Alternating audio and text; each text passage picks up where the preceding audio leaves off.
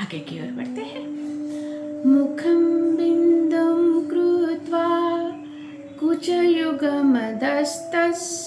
तदददो हरार्धाध्यायेदो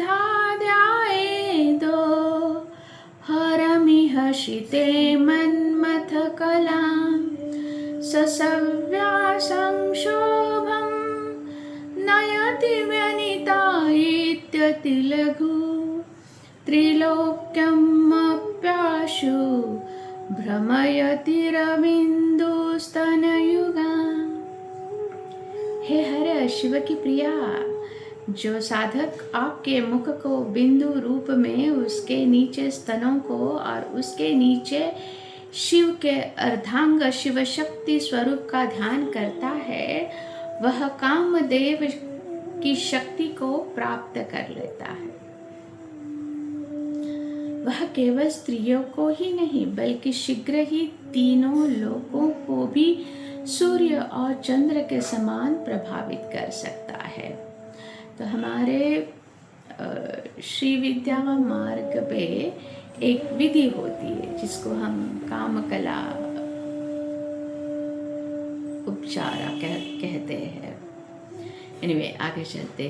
इस श्लोक का गहरा अर्थ अत्यंत सूक्ष्म और तांत्रिक ध्यान से जुड़ा हुआ है। यहाँ देवी के स्वरूप को एक ध्यान यंत्र इनर विजुअलाइजेशन के रूप में बताया गया है, जहाँ बिंदु परम चेतना का प्रतीक है और नीचे के भाग सृजन शक्ति है। यहाँ पूरा ध्यान शिव चेतना और शक्ति ऊर्जा के मिलन को दर्शाता है, जो सृष्टि का मूल है। मनमत कला यहाँ केवल काम या आकर्षण नहीं बल्कि सृजन की मूल प्रेरणा, क्रिएशन फोर्स। इसका गहरा संदेश यह है कि जब साधक इस दिव्य एकता का अनुभव करता है तो उसके भीतर एक अद्भुत शक्ति जागृत होती है, जो केवल बाहरी आकर्षण नहीं बल्कि भीतर इतनी स्पष्टता, ऊर्जा और संतुलन प्राप्त कर लेता है कि उसका प्रभाव हर स्तर, शारीरिक, मानसिक और आध्यात्मिक पर दिखाई देता है। अंततः जब हम अपने भीतर चेतना, ऊर्जा, शिव शक्ति को, उनके मिलन को अनुभव करते हैं, तब हम सृजन, प्रभाव और परिवर्तन की दिव्य शक्ति को प्राप्त